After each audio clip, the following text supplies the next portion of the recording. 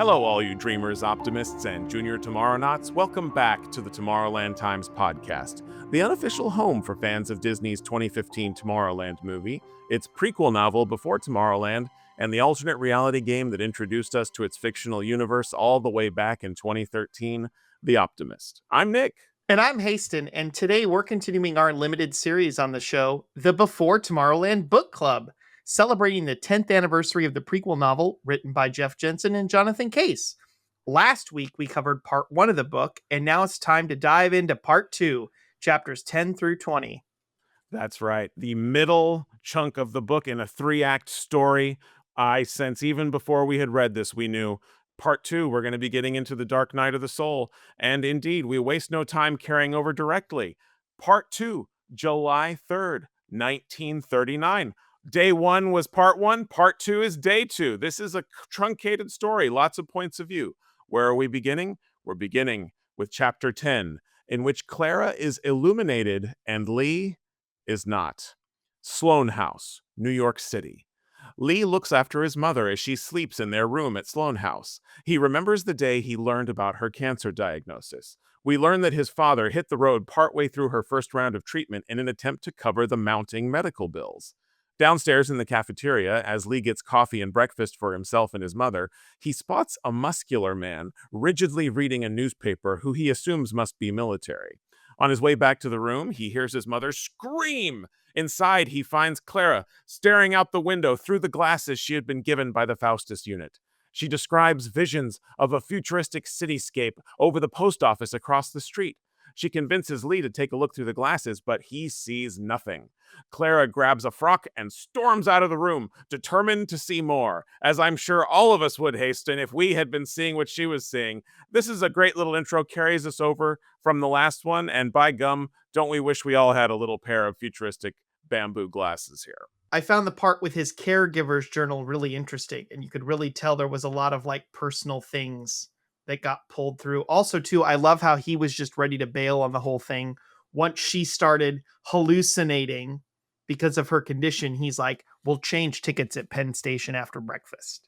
He was ready to get out of there. There are actually some interesting real things going on in here. And so right out the gate, chapter 10, first chapter we're covering this episode, we're pulling into the location station. The hover rail will be arriving in 1 minute.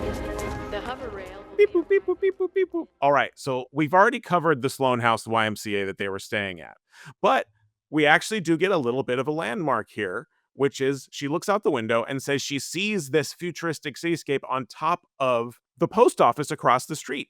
And if you go look at the old postcards from that era, you can see the layout and what is now the James A. Farley building right across from Penn Station and all that was originally a post office. And so you do have contemporary literature from 1939 that directly shows that across that street that they were staying at was a post office. So the authors, as always, continue to show the results of their historical research, which is paying off absolutely. And not a terrible building to go and visit. It's a multi-purpose thing now, but the outside, it's just a very imposing edifice. So definitely worth taking a look while you're making your stop at the Sloane House. Check across the street and say, what would it look like if there was just this futuristic cityscape on top of it? Sidebar. So when he's going through this whole process of trying to take care of his mother before she looks out and right before she looks out and sees this beautiful redone post office is this huge tower. I love the description with the pneumatic tubes coming out of it and everything else. I love that there's this moment where he says his mother's not feeling well. And then the clerk goes, your mother? And he goes, oh no, did I say my mother? That's embarrassing. I meant my wife. Which we had at the beginning when they checked in. And now it's just being reinforced again that there is this moment of drama of, I am being asked to take on more responsibility than a son usually is. And it's just a literalization of he's being put in the husband role as the son. And I think this is a frustration that many young men can relate to, and young women as well. Yeah, absolutely. The funny thing is we're now getting into this period of the book for the next 5 or so chapters where the preview from New York Comic Con actually encompassed the part of the story. So we not only have the final version of the book and the advanced reader copy, we also have a very, very early version of the text from New York Comic Con. And as we go on, we'll call out when there are vast differences there. This chapter was not vastly different, but it was just a lot of more of the language built out, a lot more of those descriptions, a lot more of the internality. I don't know how much of a first draft it was in those preview pages, but it was definitely an evolution over the three to get to this point where you have that internal view into what Lee is going through. And that really informs sort of how each chapter gives you a window into the mindset of the particular character of that chapter. Because as we'll see, particularly in this second part, from chapter to chapter, a lot more of these throws are not, wow, way over there. It's continuous action that in another book might be a single chapter, but because we're throwing from perspective to perspective, we're switching chapters just to say we're going to see this part of the scene from this person's point of view and that part of the scene from another person's point of view. Now, that being said, I've set that up, but the next chapter 11 here is actually a throw to something else, which is Amelia Earhart. And so how can we complain? Chapter 11, in which Amelia Earhart delivers bad news. Amelia wire transfers into the basement of Einstein's beach house on Long Island after having interviewed the Watts' young captain about the attack on the civilian vessel that rescued him. No closer to answers on who was attacking Plus Ultra, she knew it was her duty to protect its most senior members. She interrupts an argument between Einstein and his fellow Plus Ultra member, Leo Szilard, regarding the escalation of nuclear weapons. We learn that Plus Ultra had developed the atom bomb as a means to open its dimensional rifts 31 years earlier, but their charter prohibited the weaponization of technologies. Szilard suspects Rotwang is behind the attacks. Amelia remembers the name, disgusted at the thought of him. He was the head of their robotics committee. He had exploited a dying boy as a test subject. She had found Henry's charred body after Rotwang's experiment. Rotwang had vanished, evading 6 months of searching. Intelligence suspected he had gone to work for Lohmann. Szilard suggests they weaponize the bomb before the Nazis do. Einstein argues that Rotwang never had any interest in their atomic work. Amelia begins installing security equipment throughout the beach house. Einstein is offended that she brought a gun for him. He's also maddened by the idea of the reveal possibly being canceled. He won't be a part of lies any longer. He insists they convene an emergency meeting. They're interrupted by an MFD call from a Faustus unit informing Amelia that they have found whom you are seeking in the lobby of the hotel, and he's not alone. All right, things are starting to pick up here. And this is one that has a lot of both juicy character details, plus ultra lore, as well as real world history. What'd you think of chapter 11, Hastin? This is another chapter where I think when I read it originally and before the film came out, I did not realize how many references to things in the film were going to end up in this particular chapter, right? Like Amelia specifically searching for something cold and sweet to drink. I'm dying. I'm dying. Not dying. I'm dying. There's Coke in the fridge. And desperate to throw up everything in her stomach at the same time. Excuse me. And we get the great lore that at that time, at least, they're just using telephone landlines for wire transfer instead of the satellite dishes that they were in the movie. But maybe the television station has a real good hookup for their landline. You never know. There are a lot of wires coming out of that thing in the movie, that's for sure. That's true. The line that I love in here is when Amelia is trapped inside the wire transfer on the other side, and she goes through how the proper procedure is that it remains locked so that whoever you're transporting to has to open the door for you, and that's when she's kind of listening to their conversation. But while she's in there listening to the message of the automated system that says, "Please stand away from the chamber as contents may explode upon arrival," which is already great. Her mental response is, "We are a crazy and silly people," which is maybe the most lighthearted way to interpret Plus Ultra at this point. But that was absolutely fun. A lot of other fun details in there too. What else jumped out for you? Absolutely. So there's a quote from Einstein where he says, "Peace cannot be kept by force. It can only be achieved by understanding." Well, that was the catchphrase of both the two world's fairs, was peace through understanding. No, that's a good pull. I didn't even think about that. I honestly just assume at this point, knowing what we know about the research, that everything Einstein says is just a direct quote from Einstein. But of course, that's not true. these are fictionalized accounts of these people, but so much of their conversations and the internal debate is. And before we get back to some of the other details, let's use that as a launching point. Let's talk about fact versus fiction. And how would you convince them? With data? Facts? Good luck. There's a lot more fact in here than I thought that there was. Really? Obviously, well, I mean, the basis of it was actually mentioned in a previous version of the text where it basically just said the reason Leo is there with Einstein is to convince him to write a letter to the president saying we need to build a bomb. You know, that's real. I knew that was real history. But the degree of it, like the specific choice of Leo as the person there, yeah, no, Einstein did summer in Long Island in 1939. Like there is a house, and Leo was there at this time. Like this is where this historical event happened, and the debate that they're having internally with each other in the text of the book is exactly the sort of push and pull that led to the writing of that letter at obviously at one of the heaviest times in US history. This is the stuff of Oppenheimer we're talking about. Obviously, we don't get that far down the line with this, but through this fictionalization, there actually is a lot of real history. And that is a real Einstein quote, by the way, the one I just said. Oh, it is. Yes. Look, the World's Fairs just totally ripped him off. Or he was a consultant. There's something else that's possible. I am going to give the most tentative of tentative entries now into the location station. So the Einstein Beach House. Real place on West Cove Road, formerly Old Cove Road, on Nassau Point.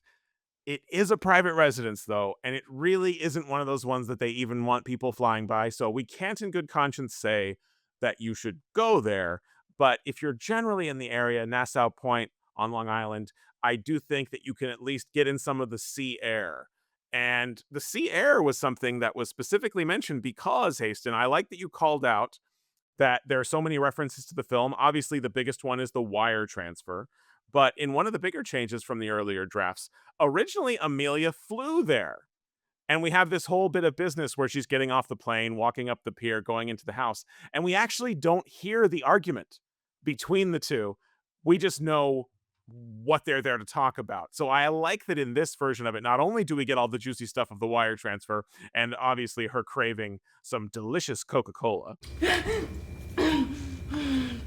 Help yourself. We get now the whole conversation that she's hearing while she waits for them to come out. We actually get a little taste of the ideological debate because, you know, in this version of things, it really seems like hardcore pacifist on the Einstein part, which is absolutely in line with real history. We'd also get a few other juicy little details that are just fun nerd stuff. The first one was she talks about the captain of the Watt that she interviews who had been rescued by a civilian vessel. And she calls him Cousteau. And so I think this is our implicit mention here that Jacques Cousteau was in Plus Ultra, another historical figure. Another interesting tidbit from one of the earlier drafts, the Watt was originally called the Electro. I assume they changed it because they didn't want it confused with the Spider-Man villain. But also that civilian ship that rescued the remaining crew on the Watt was originally another Plus Ultra ship called the USS Faraday. And the captain was not Jacques Cousteau. So we gained a little lore, lost a little lore Yeah. up in the. But I love this image of Plus Ultra having this fleet of boats. You know, all these different submarines and boats and different things like that. They have massive resources at their disposal. A couple of other small differences that evolved as things went on. In the final version of the book, she gives a real gun. She hands a real gun over, but in the original version, it was one of those EMP guns that Plus Ultra is so known for. There's another bit about the flashback, which is in the final version, it's clear that she saw the dead body of Henry. And in the earlier versions, it seemed to be a lot more clear that the person coming after them, already they're on the trail that it might have been Henry. You know, the mystery wasn't quite as drawn out for them originally. So now we've got this thing where I like the plausible deniability of we have a specific flashback where she's like, the reason we as the audience know that she's not even yet putting two and two together is because look, she saw the kid's body. There would be no reason to assume this yet. She will figure this out in due time. Also, Einstein describes the reveal as a welcoming party, followed by a separate press conference on the 4th. That was one of the earlier ways that they phrased that. And they'll go back to that language later, but I always think it's interesting to see how the different members think about the plan of the reveal and what's about to happen. The other big change that gives us a glimpse, because this is the first chapter that was in that New York Comic Con preview, the call that she gets on her phone was not from a Faustus unit. Oh, interesting. It was from another agent called Scaleri. And there's no other mention of Scaleri anywhere. Was it just another agent that was cut? Was it another name for a different character? Kind of unclear. But yeah, it was not coming in from one of the robot units. And if we ever get a chance to talk to the authors again, we're going to add that one to the list. Who was Scaleri? It wasn't Peter Scaleri. He wasn't alive yet. We know that much. We also got a little bit more on the robot uprising. I love that they're giving us these little treats of the details of what the heck was this robot uprising that we heard about. It's revealed that the EMP weapons that they have now were explicitly created for that robot uprising. That little bit of lore that we get to is Rotwang being the former member of Plus Ultra, the former co-chair of the robotics committee, and chairman of the Blue Sky unit. Great pull. I mean, classic, obviously. They're trying to pepper in some of those Disney references here, a great WDI thing. Although, obviously, this is historical fiction. At this time, I don't know that it would have been called Blue Sky at WDI. But then again, Plus Ultra gets everything first. This is a running theme here. Plus Ultra gets everything first. Another little thematic touch that I really liked in this chapter, because we don't always get as many glimpses of the higher ranking members that we want to. We spend a lot of time with Amelia because she is relevant to the interpersonal drama that we have playing out.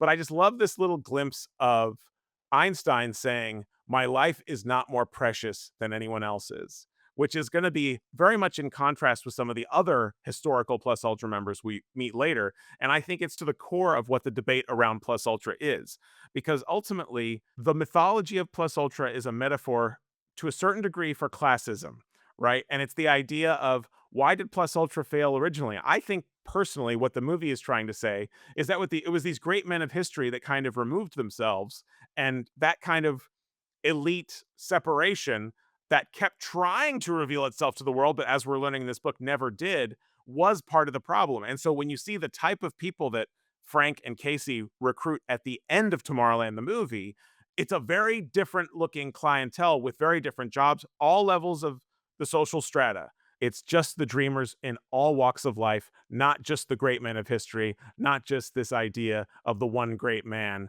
doing one great thing. And so it's nice to have one of those higher ranking members sort of talking about that. Like, why are you coming to protect me? Why are you installing things? Why are you giving me this gun? I'm no more important than anyone else. And he's so offended at the idea that they're not going to do the reveal. You know, he's anxious about the idea. He's like, let's get out of the shadows. Come on, let's do the plan. And ultimately, it would take a lot longer for that ever to happen. But that's enough of talking about those elites specifically. Let's go back to the people on the ground, like we're saying, the lower class citizens that are our window here into the story. Chapter 12, in which Clara glimpses the sweet hereafter, New York City. Lee follows Clara out onto the sidewalk as she takes in the visions offered by the glasses.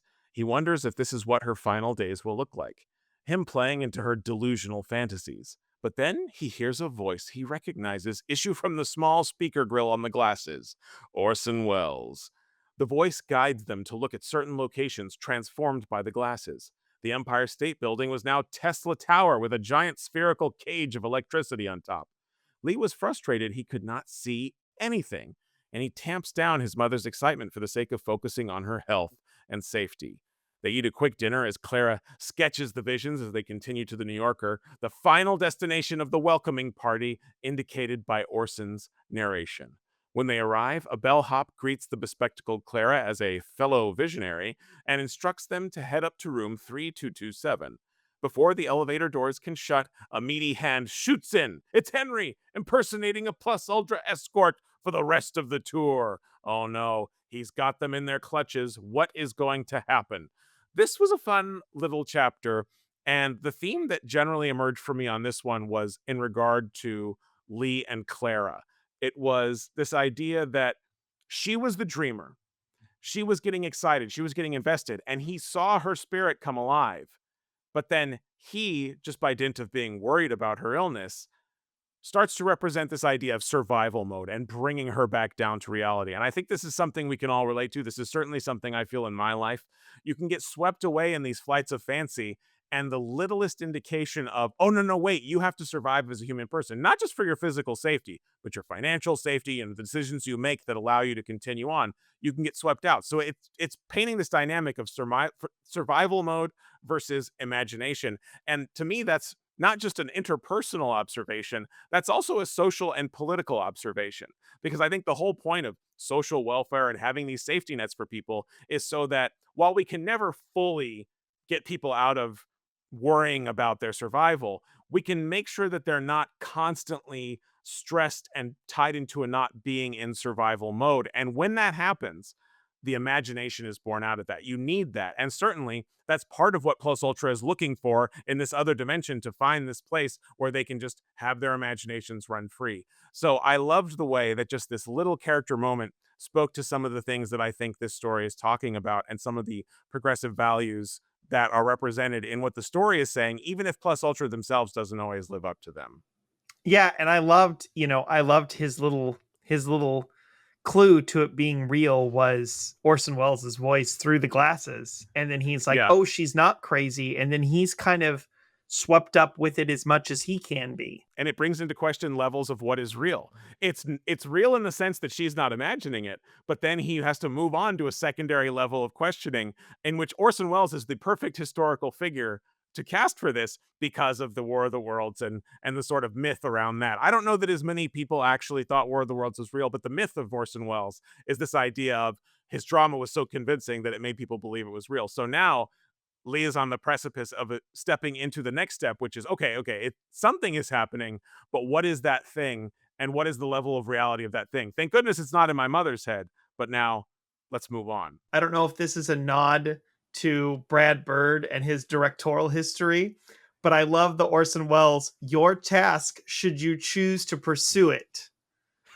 is to walk through the city and observe the wonders of our technology and its potential applications. That for sure to me feels like a Mission Impossible reference.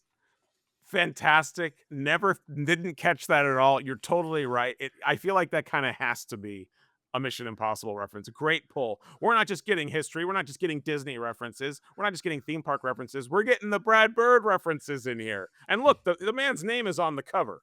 You got to respect the name being on the cover. We also have a great piece of art by Jonathan Case for this chapter. Not every chapter has one, but there's a great one here, which is depicting, Clara looking through the glasses, awe-stricken up, and we get to see what she sees. So in this sort of puff of swirling smoke around her, we see the vision of the glasses of this great futuristic cityscape and ships zooming around.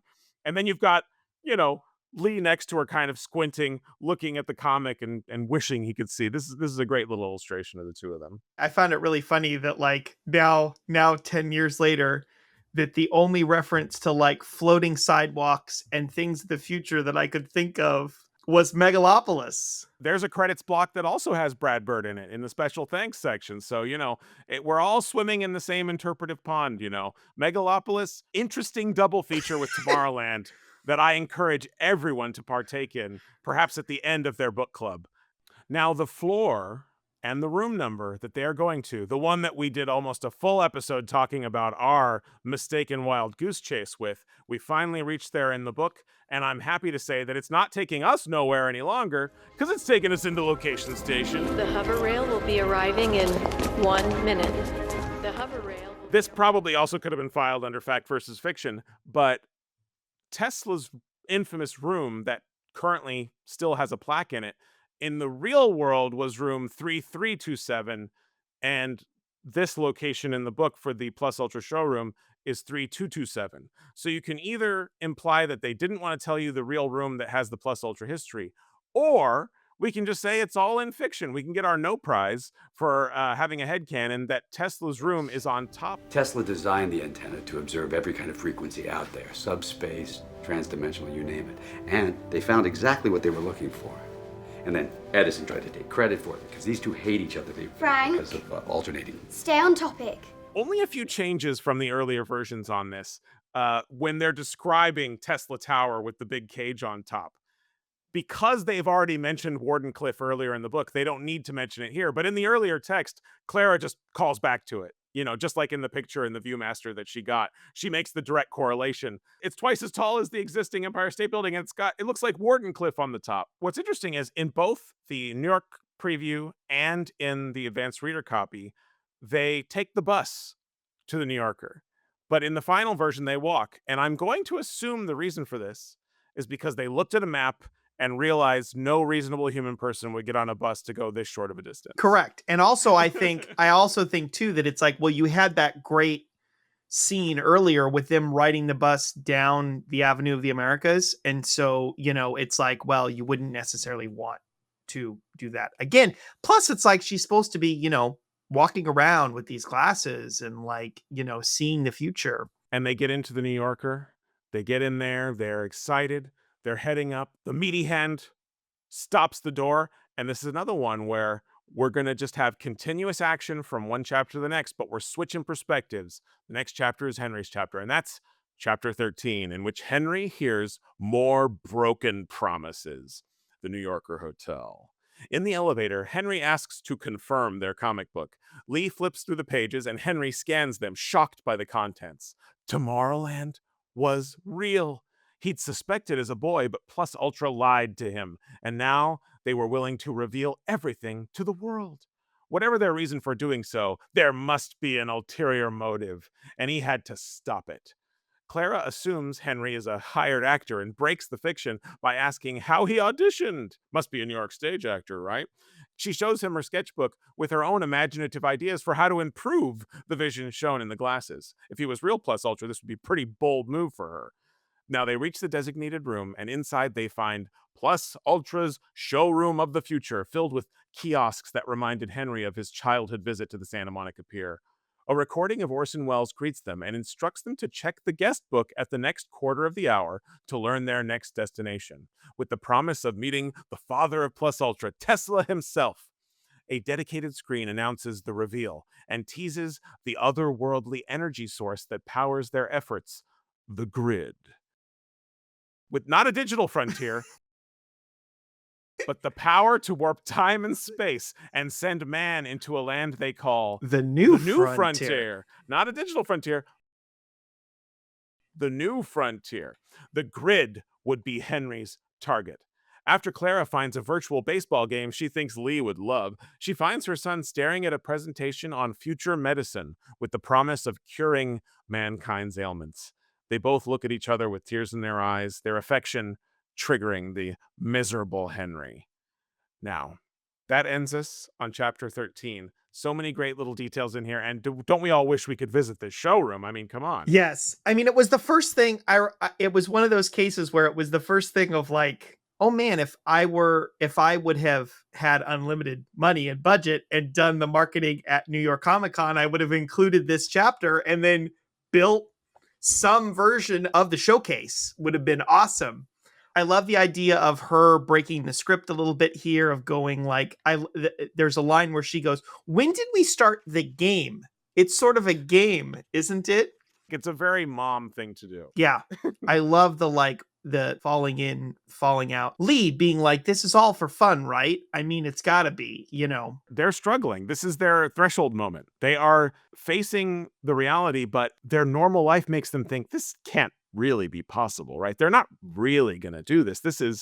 She thinks it's some kind of play. She thinks that this guy's an actor, and that's a pretty natural response. And I think it's a wise choice to have your window characters here that the audience can relate with, reflecting some of the skepticism that the audience would feel themselves in these situations. They're speaking for the audience here, even though we as the audience are also given insight into the founders. We know it's real, but we also know if we were in this situation and we didn't know all the stuff we knew reading this book, we'd be reacting the exact same way. Although I'd like to think, because I love immersive theater, I would not ask the actor to break character. But that, like I said, that's a Clara thing, not a Nick thing. I also think too that a lot of this particular chapter reminded me of, kind of 2013 and The Optimist, and when we were deep in it, the whole like, it's fake kind of mindset that came out of that sort of weird time, and sort of the discourse of, that kind of sort of thing just was like, I love that little nod to that here, of the sort of like person who believes a little bit but also doesn't, and kind of hopes, I think kind of also hopes that it's just a game as well. At least Lee does. And certainly they wish it was a game as we continue on and see what ends up going down in this room later, but that's a future chapter. In this chapter, we're treated to another piece of art by Jonathan Case, 2 chapters in a row. It's an embarrassment of riches. And this one, we've got Lee at the entertainment console that they describe in the chapter. And it's got a split screen on the sort of console. On the left, you see this rocket ship blasting off. And on the right, you see a hand pointing at a very modern looking gaming console with a floating sort of controller that it looks like a 2 joystick controller that we recognize. Going back to what we said, Plus Ultra gets everything early, even Xbox. This detail that a quick x-ray told him that the room was, this hat, I don't know, do you think this is a typo or not? 9,500 square feet? That's pretty big. I don't think it's a typo. I think it's speaking to, this is a suite. You know, this is a big space. It's a museum space on a hotel level. Honestly, it probably comprises the whole floor. I also loved the logistics that are called out, the operational logistics that are called out in this chapter of, you proceed to the next station when the blue lights flash, meaning... Yeah, assuming a crowd, right? Assuming a very large crowd, assuming that, thousands, hundreds, if not, thousands of people would flow through this. And then, they only hand out 6 comic books or whatever. But I couldn't help but think of those little cards during the Optimist that we got that were like, come back at this time. And kind of that same, logistical, effort. So I thought that was a really fun detail. Great little touches. All the logistical touches are fantastic. And I love the come back and check at the quarter hour. They definitely did stuff like that as well. Yeah. At the D23 finale, meet at the clock, Yeah. the world clock, right? It was like every hour or something. Something like that, right? And so, yeah, that idea of let's get people to meet up, at these designated times. Love that. And then I find it really funny. So there's this idea of using, the grid to warp time and space and to warp people via the wire transfer and whatever else. And it's just funny that a non-Disney theme park explored this idea. So at Europa Park in Germany, in Rust, Germany, of course, Nikola Tesla is a member of yet another secret society, the Adventurers Club of Europe. I'm amazed it took us this long to bring this up, honestly. I am too. Oh, makes him I think part of the 3rd or 4th secret society that we have interacted with in the last 10 years. In this version of it, he is still in Croatia and he is doing experiments on using those giant Tesla towers to transport objects and people. And so they themed it to a whole roller coaster. There's a Tesla animatronic in the queue that there's Tesla coils above you. But I just sort of love this well, if there's a secret society somewhere and it involved Wardenclyffe and the towers, then, Tesla's got to be included. He's the one. He's the binding force between all secret societies. And each fiction can claim that they are the top fiction under which, so in this example, since we are the Before Tomorrowland book club, in this version, that Europa Park is a Plus Ultra project. Absolutely. And so they created a sub-meta secret society fiction underneath it to introduce the idea of the real secret society, which is natural. These are just things secret societies do, of course. We only had a few little differences from the earlier versions of the text. They make a real bit of business about Lee fanning out the book to show Henry so that Henry doesn't touch it. And in the original version, he just hands it over to him. I think the idea of them combusting unless it's got your, assigned to you on it was a later concept that wasn't there at the time of that original New York Comic Con preview. There's also just a lot less of the internal reflection of Henry in that original preview as well. I think that might have been a later development, or perhaps they intentionally edited it out of the preview to save it for the final version. More likely, I think, look, there was probably just this effort to say, let's build out this character. Let's make him 3-dimensional. And by gum, did it pay off. I'm so glad that they did. A small change of detail on the Plus Ultra showroom of the future. It was originally called Plus Ultra's Hall of Wonders, much more in the sort of World's Fair vein.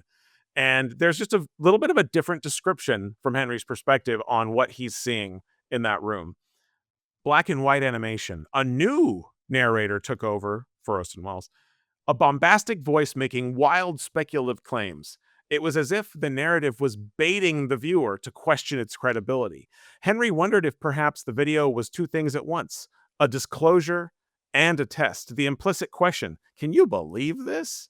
Henry could. The graphics and narration presented the grid in very general terms, yet made sense and corresponded with the other bits of plus ultra lore Henry knew to be true or plausible.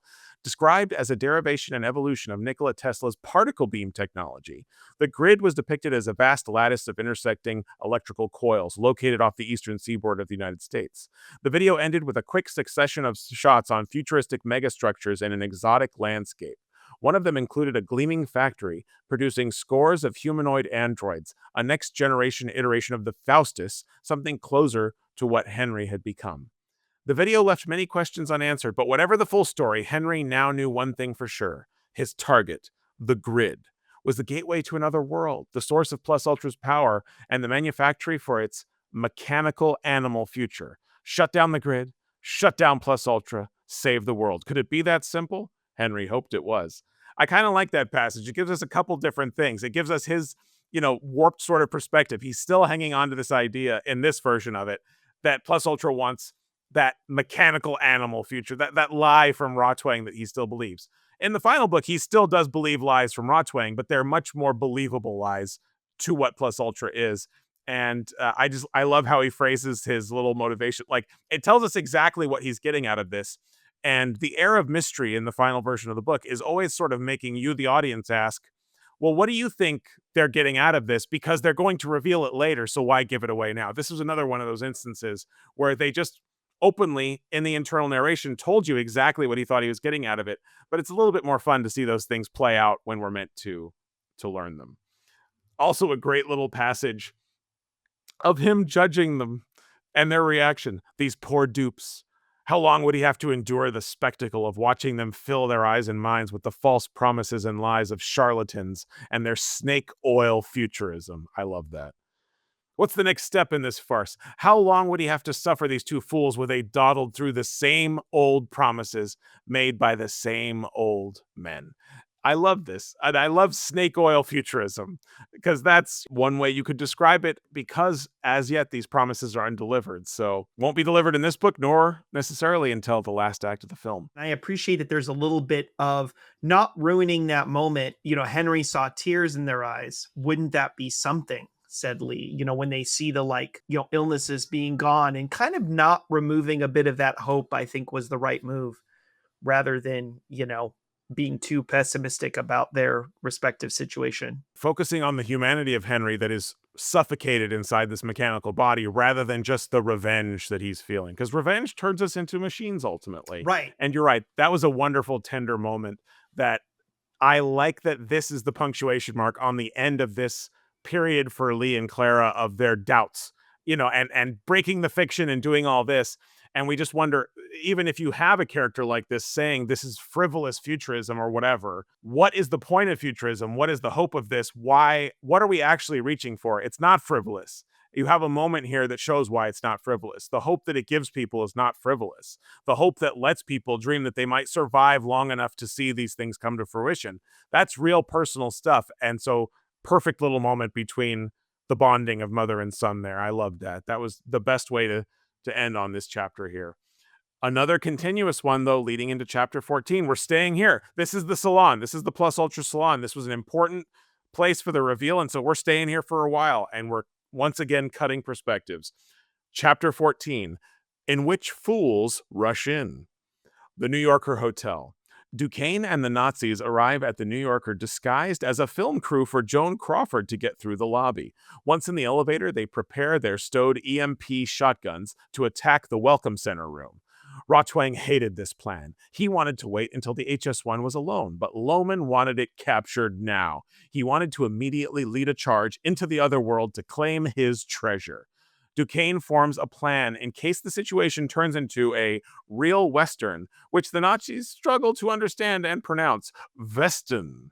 The elevator dings, and they approach the door to the room, the Nazis flanking Rotwang as they hope he can talk the HS-1 into surrender.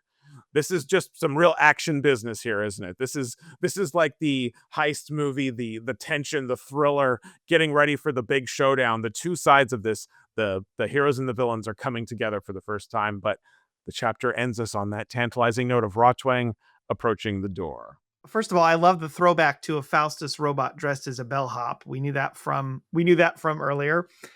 And then we get more details about the room, which is fun. The room is 60 feet across by 40 feet deep. Oh man. Okay, if we do that math, that's nowhere close to what the first scan. It might have been a typo, huh? But maybe that's just like the salon room. Maybe that's not like where it flows into because it's like a suite or something. Okay, good call. Yeah. Still works. Look, if someone out there wants to do the math, email it in, but I'm not. I think I'm willing to just go on faith on this one. It all works out. I loved the comment about Rotwang's remembering that he had been a great actor in his youth. It's also like, what? Well, no, I think he means with the boy. That's how I took it with Henry, that he had been a great actor at convincing Henry that like he was doing the right thing for him and that he was saving his life when he really did not care about his life at all. It was just an experiment. So we've got another little Tomorrowland / World's Fair reference. They invoke the name of Joan Crawford, Hastin. What does that give us? So Joan Crawford was married to the Pepsi-Cola president, Alfred Steele, and she inherited a seat on the company board of Pepsi-Cola. Now, of course, Pepsi-Cola was the sponsor for It's a Small World at the 64 World's Fair. So she had heard from a few other people that they were not interested in sponsoring this attraction. They felt maybe there were too many other Disney attractions at the fair already with General Electric and with Ford and the Magic Skyway. They were concerned about like, oh, this is just going to be like a amusement park, literally like a Mickey Mouse thing. You know, they were not concerned that they could take the brand Pepsi and the messaging seriously. And so she was the one who really fought for this and really fought for that pitch for Walt to come in and say, hey, here's what we're going to do, which she pushed the board into agreeing to the proposal, which gave them only 11 months to create the boat ride, the animatronics, the set, the theme song, everything else. So it was a bit of a late stage, like, what are we going to do thing. One of the big, pushes was she knew that would be good. That would be good for Pepsi. And she also knew, apparently, that they were already working with Coca-Cola to maybe do something as well. And she felt like this could be bigger and better than what Coca-Cola was getting, which as we learned at the time was literally just like a copy of the Enchanted Tiki Room. Like that literally would have been like Tiki Room, but at the World's Fair. And that is why we encourage everyone, although Disneyland Resort is a Coca-Cola resort, sneak in a bottle of Pepsi to drink while you ride Small World and thank Joan Crawford as you sip it. It would be a nice thing for everyone to do. Send us a selfie of you doing that and we'll share it on all of our social media. Hashtag Joan Crawford Pepsi It's a Small World Disneyland Challenge. I like a nice short hashtag. These little details, Hastin, sound a lot like you just gave us a fact versus fiction. And how would you convince them? With data? Facts? Good luck. And that's what we call an end bumper. We put a bumper on the end instead of at the beginning. You thought you had escaped it. The listening audience said, I do not want to hear that bumper again. I do not want to hear David Nix with a funky beat. But guess what? I don't let fact versus fiction pass without the bumper. We have a few differences in the final book and in the advanced reader copy. It's as we know it. It's they sneak in and they do the whole business. We're a film crew. Now, in the preview, it's completely different. They just storm in, start shooting up the place, guns blazing, barricade the door with like this futuristic device that, I guess a stick was not enough. They needed to barricade the door with technology. And they basically wanted to scare the crowd off. And so they could do their Nazi business unencumbered. When they go in the final version, they've obviously got some whole plan set up. And Duquesne is like schmoozing. Like he's causing distractions so that the Nazis can go by, unnoticed. And he's schmoozing just some random people. Now, in the advanced reader copy, Rotwang specifically notices one of the people that Duquesne is schmoozing as a plus ultra junior engineer that he remembers from when he used to be there. So this almost has me wondering, between this mention and the Joan Crawford mention, I'm almost like, is the New Yorker just like a plus ultra hotel? Like it's the hotel. Like they must have not just the showroom. They probably bought out a whole floor, a whole block, whatever. There do seem to be a large number of plus ultra people on the premises. Well, it's where Tesla died, so it makes sense. In real life, where he Yes. died. He didn't die there in the book. But anyway, the last thing was another little insight into Rotwang that we lost because, you know, his character changed a little bit. But we got a little internal moment here that wasn't in the final versions. He was about to shut the book on 10 years of failure, failure to control his greatest triumph, failure to find it, then failure to recreate it. Now, even if it meant wiping the HS-1's neural transfer clean, he would have its perfect body for his own use. Whether the Nazis secured Plus Ultra in their experiments, whether Hitler gave him a medal and kissed the soles of his feet, he would have his dream. He would survive his own mortal coil and realize the strength he had never possessed. Guten Tag. And that was the original end of the chapter. Guten Tag. A little more arch villain, a little less human, a little bit more classic evil guy internal monologue, but a fun little artifact of the history of this chapter, which leads us directly into the big showdown. Chapter 15, in which Lee tries to survive the weirdest Veston ever. Now you know why I mentioned it in the previous summary. The salon. In the room, Rotwang attempts to appeal to Henry to turn himself in, with the promise of a new cloned human body. He argues that the Nazis are merely a means to the end of destroying Plus Ultra. Henry isn't buying any of it, so Rotwang puts on a gas mask, and the Nazis burst in with smoke grenades, their weapons aimed at Henry.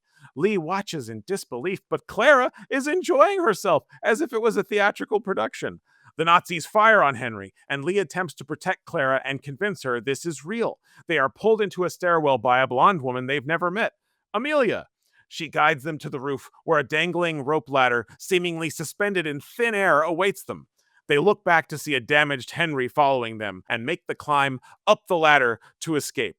We have a real Terminator moment here with this damaged Henry and his exposed metal stomping after them. Very scary. Chapter 15, very exciting. What popped, Hastin? What jumped out at you? I love the concept of like Nazis. Lee was lost. Was this part of the experience? A real left turn in the plot here if this was a play. Yeah. I think that it's interesting that it's like presented as this Rotwang, like really the Nazis are his mean to an end. They are the means to a very righteous end. They will win the war that is soon to engulf the planet. They will choose the next steps for mankind. No, it's not the old school Plus Ultra people that are going to do it. It's the Nazis. How he had his own personal goals, but he was still bought in that like they were going to create this future. Right, and even if he doesn't personally believe that, this is the tactic he's taken to convincing Henry. Like, oh, remember when you were excited about Plus Ultra? Have you heard of the Nazis? You can be excited about them too. Doesn't matter what his tactic was. Henry wasn't buying it. His BS detector is pretty high at this point, and he's just Rotwang, I think, is the last person that he wanted to see here. It's an embarrassment of riches once again, because while we were previously excited that there was 2 sequential chapters with art from Jonathan Case, this chapter has 2 pieces of art by Jonathan Case. What? He's off the chain with this one. He's given us too much. The first one shows the Nazis bursting through the door and the smoke bombs going off with these great billowing clouds, their gas masks on their face and their weapons in their hands. And then the second one is Amelia in the foreground at the top of the stairwell and looking back to see Clara and Lee chasing behind. Wonderful action shot, a great perspective down. This is maybe one of my favorites of the ones that we've seen so far. I just love the view on this one and the smoke coming out of the door. We haven't really had an action beat to this point in the book, and this chapter was a pure action beat, and it's enjoyable. It felt like the pulp inspiration that these things are coming from. Is you want a little bit of that. You want a little bit of that action, a little bit of that heat. I love the idea of just the floating ladder that's just out in the middle of nowhere as like the final thing that they would have been taken up to, assuming that, you know, the Nazis wouldn't have broken in. It was kind of a great like, oh yeah, everything still continues to just go wrong for them in all capacities. It doesn't matter if it's thousands of people or hundreds of people or just the 2 of them. Now, my interpretation was not that the ladder would have been part of the curated tour. I assume the ladder was just there because that was how Amelia got in. Oh, good point. I had assumed that it was like, okay, you've reached the end of this. Now we're going to take you up to the ladder to the thing that's going to be revealed in the next chapter. I mean, that definitely could be because of what they say at the salon. They say, you're going to meet Nikola Tesla, and that is where they meet Nikola Tesla. I don't necessarily think that that might have been what they had built out for other people, because it is this big rescue moment, but who knows? The original subtitle for this chapter was not the Veston joke. It was In Which Lee Sees All Hell Break Loose. And I'm sure one of the editors said, maybe we don't say all hell breaks loose. But it's a young adult thing. The young adults can handle the phrase all hell breaks loose. Similar to the previous chapter, the Nazis just break in. There's no appeal. There's no debate. There's no trying to get him to surrender. They just come in guns blazing. And I just loved this early line from both the preview version and the arc, which was Henry in his Terminator mode saying, your EMP weapons and I are both electronic. I stole their hearts with some binary nothings before you even walked in. This guy's in full action movie mode. This guy's in full, I'm here to kick ass and chew bubblegum, and I'm all out of bubblegum. That's the moment for this particular story. Even though in the preview there was no appeal to Henry, in the advanced reader copy, there is an appeal from Rotwang, but it's a completely different one. I know you think I'm just the same kind of fraud as any of these plus ultra devils. Just understand, I cannot live without compromise. It's one of the unfortunate qualities of being human. The Germans admire you. Your mistakes of late are grave and costly, but mistakes can be forgiven. You've always had a soft heart, Henry. It's more than just uranium and metal. I ask you to consider the German lives you've taken. The Nazis are interested in transference of your kind, to be sure, but that does not make them monsters any more than it makes you a monster. They are human and fallible like you. They don't know the costs of living in a synthetic body. They see only the benefits. That's the truth of it, Henry. When the Nazis rise to power, and that is coming, Plus Ultra will be theirs. They will choose the next steps for mankind. You might help direct those steps. If what you desire is the abolition of transference, come back to me and help me to convince the Germans. I swear on my life, I will not only let you build the future you want, I will help you build it. And I do think that ultimately they made the right decision in how they characterize this appeal, because even though we know Rotwang's a bad guy, there's still something gross about hearing him pitch the Nazis so hard. like the fact that every change made to these was in service of saying, couldn't we just focus on the fact that he and Henry had an intimate relationship? Like, yes, he lied to him, but focusing on the sentimentality rather than the political machinations, ultimately, to me, it makes it a bit more palatable, and I think it was a better decision. But it's still fun to see passages like that, because who doesn't love a good evil villain monologue? In the ARC, of course, Amelia's absolutely great line, yes, I'm Amelia Earhart, was not in the advanced reader copy. And it's one of my favorite lines in that chapter, because it's just like, people know who she is. It's also the perfect way to end it. Yes, I'm Amelia Earhart. Please keep climbing. Let's move along here. Like, she's done this like everyone she meets, she's like, yeah, you think I'm dead. I'm not dead. I'm very famous. Here we go. That was so great. I love her whole characterization in this book. It's fantastic. Now, if we thought the last chapter was all action, chapter 16 is literally just a single isolated action sequence. Chapter 16, in which Amelia Earhart makes another hard landing, the New Yorker hotel. On the rope ladder, Henry grabs the bottom rung beneath Amelia. She sees Clara and Lee safely disappear into the invisible ship above them. Just as the ladder snaps off, leaving her and Henry tumbling back onto the roof. They do battle, but Henry destroys her weapon. Henry says that he saw her die, and noticing the damaged robotic body, she starts to put two and two together. Rotwang, synthetic man, saw her die, that silhouette she remembers the day her plane was shot down. She realizes this is Henry. He asks why she let them do this to him. He thought she was his friend, but she was just another corrupt little cog in the Plus Ultra machine. Henry's eyes flame blue, a beam cutting across a quarter of the building, peeling open like a dollhouse. With a flash, the Zeppelin above them decloaks, now low enough for her to jump onto the boarding hatch directly. Several pairs of hands help her inside, and she says, once again with another zinger, thanks for the lift.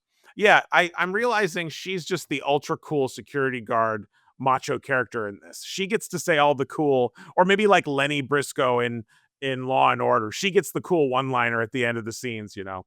This is a great little action sequence, but I love that it's not just action for the sake of action. It's surrounding this revelation for her. We postponed it from the previous drafts where she had suspected it was Henry. I love that it's not until this moment that she had put that together, and we see the individual pieces that lead up to her putting this together and realizing who this is. You see this connection that Henry has with Amelia, and he's like, "I saw you die," and that's referenced one more time in in one of the next upcoming chapters. And it's just really like he was angry because he also saw he was expecting to see a version of her save him, and she couldn't, and so he's also angry about that as well. Great character moments all around for sure. Chapter 17, in which young Henry Stevens comes of age, the New Yorker Hotel. Although we will be throwing to memory, so not quite. Henry, exhausted from the laser blast, jumps off the roof and torpedoes himself through the street into the sewer main, ripping off most of his remaining organic exterior. He slumps into an alcove to recharge and dreams of an accident at Plus Ultra's rocket hangar during the 4th of July celebration in 1932. A thruster misfired while Henry was in its path. When he woke, he noticed the conspicuous absence of the sounds of his body. His hands were not his own, now metal. He saw his own charred body across the room. A masked man looks over him, having just installed his heart. Henry considers his reflection in a nearby vat of liquid. He sees a white substance extrude from the metal surface, building up layer by layer into a new face. Henry wakes in the alcove and tracks the beacon he placed on Clara's glasses to find where they are headed.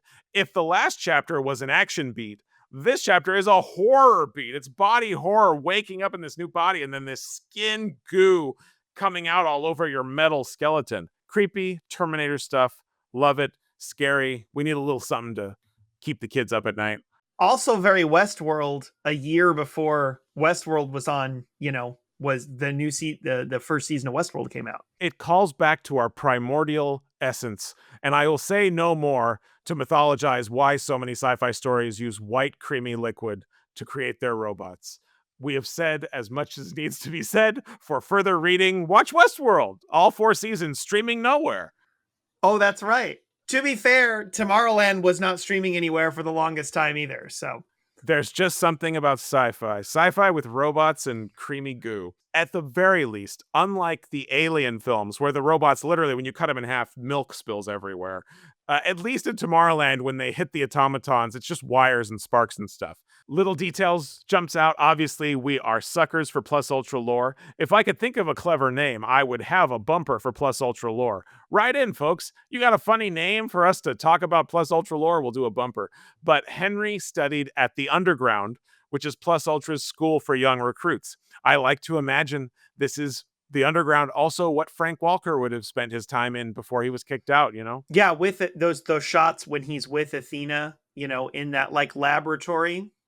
Those jackets that they have with the little atom symbol, not quite the Tomorrowland symbol, but the atoms. I've always loved those outfits.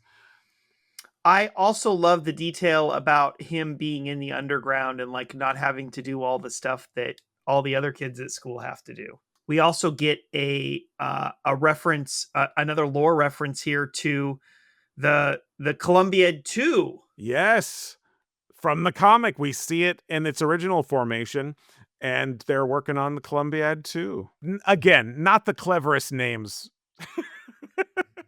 Plus Ultra always struggling just a little bit with that. As they should, they've got better things to focus on. We're going crazy here, guys. Chapter after chapter of Jonathan Case art. We have Henry's body his child body laying in a laboratory bed with presumably Rotwang standing over him with this evil look. I'm going to say, this is the first time we've gotten an illustration of Rotwang. I think that's Rotwang. This is not what I pictured, because I think, honestly, I was just picturing Rotwang from Metropolis, who has like Doc Brown, Albert Einstein hair. But you can't give him Albert Einstein hair because Albert Einstein's in the book. Did not expect that that's what Rotwang looked like. Just kind of a dude. Like, honestly, he gives me the vibes of a Peter Lorre, from Casablanca. Rick, hide me, Rick. Yeah, maybe that's who they mentally cast as Rotwang here. I didn't look up the fact versus fiction here. Not going to do a bumper, folks. But if anyone out there wants to research this and see if they can come up with anything, there's not a lot of evidence to go on. When he lists off all the people that are working with Amelia, Tom the manager, John the engineer, Frank, Otis, and Glenn the mechanics, are these references to historical figures? Are these references to Imagineers? Who are these references to? Are these just names? I just feel like if they're gonna name the names and rather than just say engineer or whatever, it's probably a reference to something. I don't have the history degree to know these things. I'm gonna say fireworks over Glendale, not enough to earn a location station. If you're not telling me the exact street address in Glendale where they're watching the fireworks from, sorry, Charlie, you don't get a bumper. No bumper, chapter 17, on to chapter 18, in which Lee and his mom have high tea somewhere above New York City. On board Plus Ultra Zeppelin, the Pulsar, Howard Hughes eats a plate of peas as Amelia tends to her wounds. He invites Lee and Clara to join him, served by robot butlers. He tells Clara that Tesla is very excited to meet her and they can offer her to help kick off her artistic career. He gives her a welcome packet along with $30,000, a life-changing amount of money. Clara initially rejects the idea of an offer, questioning what she would not be allowed to disclose in their requested non-disclosure agreement. Amelia laughs and takes them back to Tesla. On the way, the hall is lined with real photographs of the sites that had been illustrated in the comic book. Tesla greets them and tells them everything about the reveal and about the threat of Henry. And he also apologizes for Howard's invasive form of market research that has all of their personal information displayed up on a console. Lee isn't sure what to make of all this or who to trust. They ask about the naming contest that had been advertised, which is revealed to be, sadly, nothing more than a publicity stunt. Tesla courts Clara's interest in their endeavors, saying that the world of tomorrow belongs to her. I loved here that when they're looking at the vegetables that they're eating, they say, there's a couple vegetables I don't recognize. Those are Tomorrowland vegetables. Those are strange, alien, other dimensional vegetables. What do they look like? They're in your imagination. We don't get to know what the Tomorrowland vegetables look like. There's a lot in here to pull out. I love all the Betty Boop talk. You know what the Nazis want to do? All they want to do, they want to take my boop to oop away. A surprisingly large amount of Betty Boop talk here, to the point where I'm thinking, is there like a historical record of Howard Hughes caring about Betty Boop that I'm not aware of? Possibly. I love Howard Hughes saying, have you seen The Racket? His movie that he made in 1928? If the historical record reflects anything, it's that Howard Hughes does in fact have a fragile ego. And that brings us into fact versus fiction. And how would you convince them? With data? Facts? Good luck. This is a quick one, Hastin. Fact versus fiction. Howard Hughes' weird pea fork. Fact. What? No fiction. That's fact. Yes, he wasn't in a secret society, probably. But the detail of him eating peas with this weird custom-made fork, truth. Absolute 100% truth. A literally delicious detail. There's another couple of things in here too that are really interesting from a lore perspective. The multifunction device, which they're going to release, but they don't.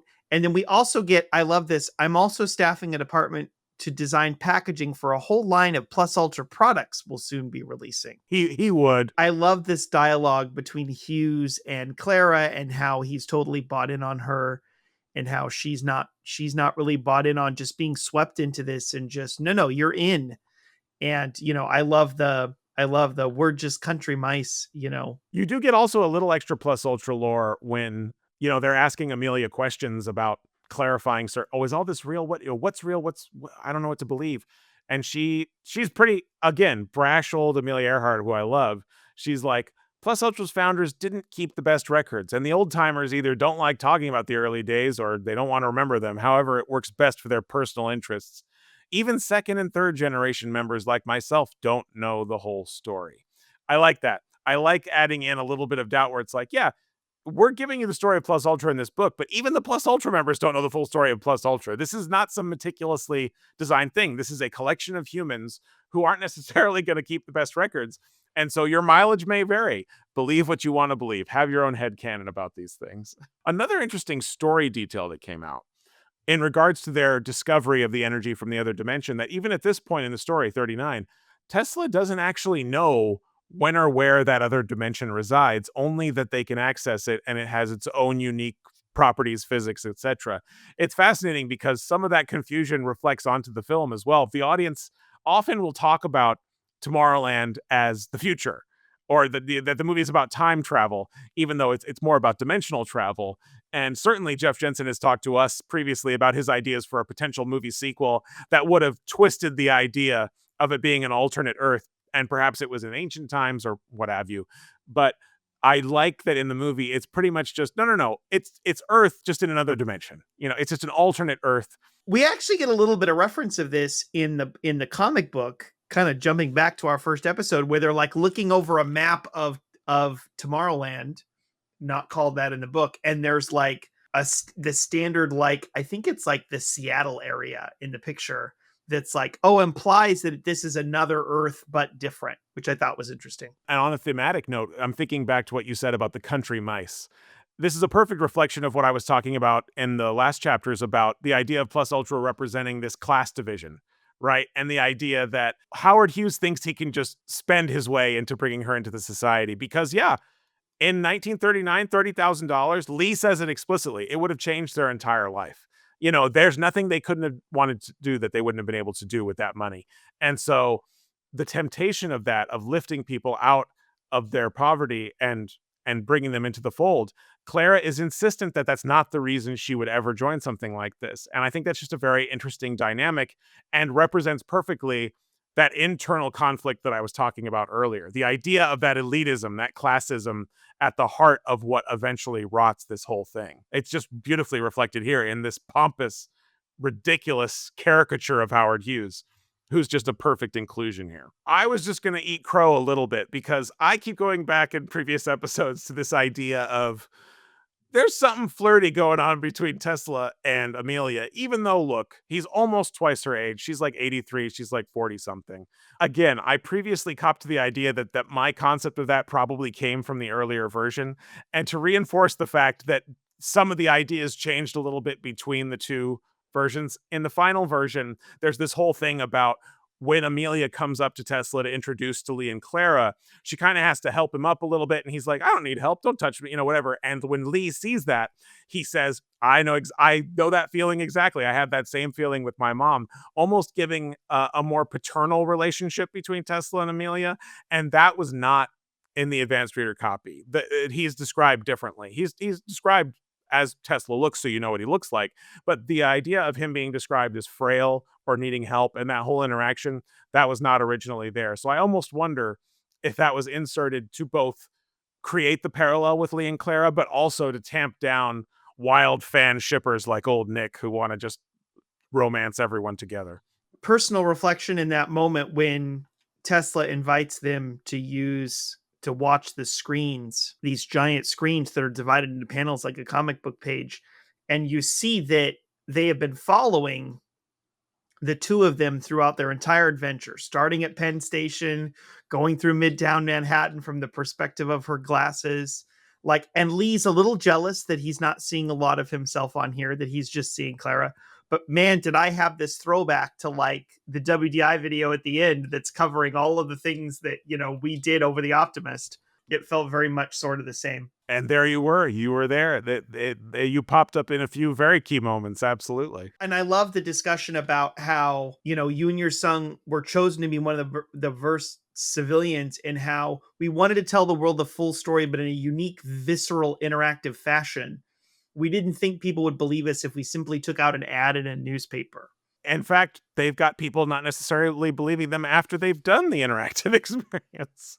And that's called out here. It's like, even skeptics and cynics who might resist it, I must say, all things considered, the results you've proven have been the most encouraging. I also like how there's an elaborate reveal planned to be in every major city around the world. And that's kind of the dress rehearsal concept, right? Like the World's Fair is the dress rehearsal. And then there's also an interesting thing that Amelia says here where they're talking about Henry. Lee says, you mean except for the part where you were almost killed by Nazis and a killer robot disguised by a tour guide, right? And then Earhart goes, he's not a robot.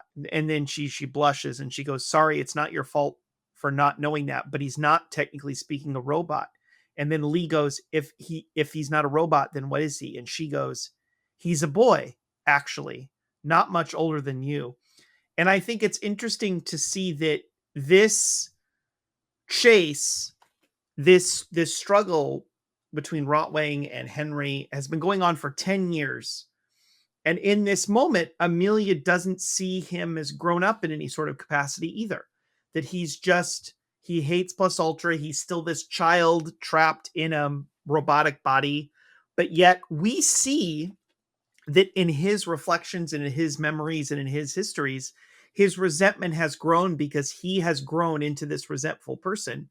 And she can't really see that at all. She just still sees a young, confused kid trapped in a robot body and, maybe doesn't understand why he feels the way that he does. And as you won't be surprised, none of that was in the earlier versions. So that her little objection there was absolutely part of that humanization process of adding those little details and saying, how do these characters, feel about each other? And now chapter 19, in which Rotwang narrowly escapes the New Yorker hotel. Back at the New Yorker, Rotwang dusts himself off from the attack and mercifully kills the remaining Nazis writhing in agony. His overseer pulls a gun on him for his failure, just in time for Henry's blue I-beam to slice the stairwell in half, separating Rotwang from them. He and Duquesne escape with the rest of the evacuating hotel guests. In the escape car, Rotwang scrubs through the footage from Henry's eyes, seeing the events that led up to the fight. He sees the Orson Welles footage from the salon and smiles, realizing the implications of the presentation about the grid. He asks Duquesne, how much do you really love being a Nazi? And that is what we're left on. Machinations, something's going to happen. Only a few small differences in this one, in terms of the earlier ones, because, Rotwang is always being manipulated a little bit. He's puzzled in the original version by Henry's ability to drain power from his surrounding equipment.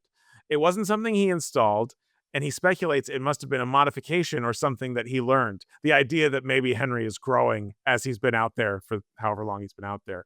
In the earlier version, Rotwang is much more explicit about what he's learning when he looks at that footage from the salon. Confirmation of the thing Rotwang had always suspected. Plus Ultra did have access to another dimension. He had always wondered where Plus Ultra had sourced the impossibly strong materials he used to make the HS-1. Now he had his answer, and something more. A new plan. The propelled action of this chapter is so exciting, we're not going to waste any time. We're going straight into the final chapter of part 2, chapter 20, in which Henry plays God. We just have to see what happens. The World's Fair. Henry emerges in the World's Fairgrounds, finding the Plus Ultra Zeppelin hovering over the Trilon and Perisphere. Henry sneaks past security with a homemade bomb into the secret facility beneath the Perisphere by passing through the Futurama exhibit and Godzilla stomping all over the city diorama. In a lift disguised as a janitorial closet, he descends. It was time to face the future! This is exciting. World's Fair. We love the World's Fair. We love the World's Fair grounds. We love Plus Ultra. And I'm just going to say it straight out. The most exciting part for me, they say it. They said the words. They said alternate reality game. ARGs are canon. ARGs are canon. Also, I want a doorknob with the Plus Ultra logo. I love how that is described. One of several secret entrances into the facility by looking for symbols or word coordinated doorknobs, plaques, or lampposts. All of them so subtle that normal passerby would miss them. Without getting to see the intended sequence of events, regardless of whether or not they actually got on the Zeppelin, the idea of this is what they wanted the guests to see. I love all these details. I love tying it into the real history. And there's so much of it here, which is why we can't waste any time. Still, we must jump straight into fact versus fiction. And how would you convince them with data, facts? Good luck. And really, just a lot of it's real. Obviously, there weren't secret closets and Plus Ultra's not real and all these other things. But everything they're describing, the trial on the Perisphere, the physical geography of where he's going. They described the Plaza of Light and the transportation zone. Go look at the maps from the 39 Fair. This is exactly how it was laid out. Obviously, Hastin, you've got a lot of love for the Futurama. Let's talk about the Futurama. So Futurama, the General Motors attraction, which if you think about it, it's the 30s. Vehicles are still a relatively new concept, and the average family at that time either owns a really early version of one or doesn't own one at all. And so you have this like, no, this is how this level of transportation is going to change the future. I like that it's called out here as a 1,000 square foot exhibit, which is true. It was not a huge thing, but there is a little bit of historical fiction here. It's 1/9 as big as the Plus Ultra Salon. They're kind of combining the idea of the panorama that they built for the 64 World's Fair with the Futurama, which the original Futurama was just an exhibit that later became an Omnimover style ride at the 64 World's Fair. Futurama 2, the sequel. It's so great. And we finally also, too, this is the first chapter that we get the Plus U logo called out. On the other side of the exhibit, there was a janitorial closet with a Plus U embossed on the doorknob. We're kind of seeing the It's a Small World of the 64 World's Fair. So just a really fun blending of the real and the not real. And coming soon to the Tomorrowland Times Etsy shop, Plus Ultra doorknobs. I mean, really, people are pounding down the door asking for us to make these doorknobs. It's what everybody wants after they read this book. Such a fun chapter, so much to pour over as fans of the World's Fair. There is no shortage of resources for anyone who wants to go out and research that 1939 World's Fair, along with some great footage of some of these exhibits. But now let's talk about the whole of part 2 as we end this episode. It's been so much fun talking about part 2. And when I look back on it as a whole, not necessarily chapter by chapter, this is definitely the middle bit that is setting the stage for all of the things that are going to need to happen in this final act, this third act of this story. But it's not just treading water. As we've discussed, so many character moments that frame how these people think about each other, what the stakes are in terms of their own interests, their internal and external desires, what they're trying to do versus what they actually need. This middle part is giving us a window to that, and also gives us a lot of dramatic action, physical and internal. And yeah, it's just an absolutely worthy follow-up to part 1. Been so much fun talking about it, and absolutely cannot wait to dive into the conclusion of all of these little plot threads, especially because, look, some of these characters have interfaced, but it's time for all of these characters to start ping-ponging off of each other as the final movements of the story come in. well, and just like the film, you have these sort of intense action sequences that are happening here in the middle that kind of lead up to that. You have this sort of, relatively quiet introduction. Oh, they're discovering, Plus Ultra. We're bringing, Lee and Clara into the city, and like they're amazed because they're kind of in a version of the future in its own way. And then now we see how much this whole thing's go south. And I just love the sci-fi, slicing off a quarter of the hotel behind me, and just, it's just so much fun. And so, what a great sort of world to explore in regards to started out a little quiet, things grew, and now we're just at this pinnacle of action, and now we're at this brink of okay, it's all coming together right at the end, right at the World's Fair, kind of like how it all came together, right at the end of in Tomorrowland in the film. You're right. There are definitely some structural parallels there. These are companion pieces if ever we've seen them.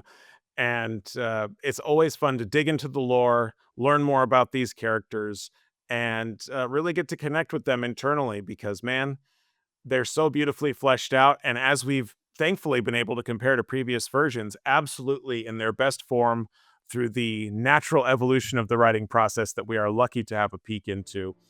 And thank you all for joining us here today. If anyone has any questions about anything, or heck, we know there must be a ton of stuff we missed, as always, go ahead and drop us a line at press@tomorrowlandtimes.com. That's PRESS at tomorrowlandtimes.com, or even over on Blue Sky and Instagram. Mix it up. Our own Blue Sky team. We would love to hear from you. We'd like to thank everyone for visiting Tomorrowland Times, which we will keep as live as long as humanly possible to ensure there's always a place where dreamers can stick together.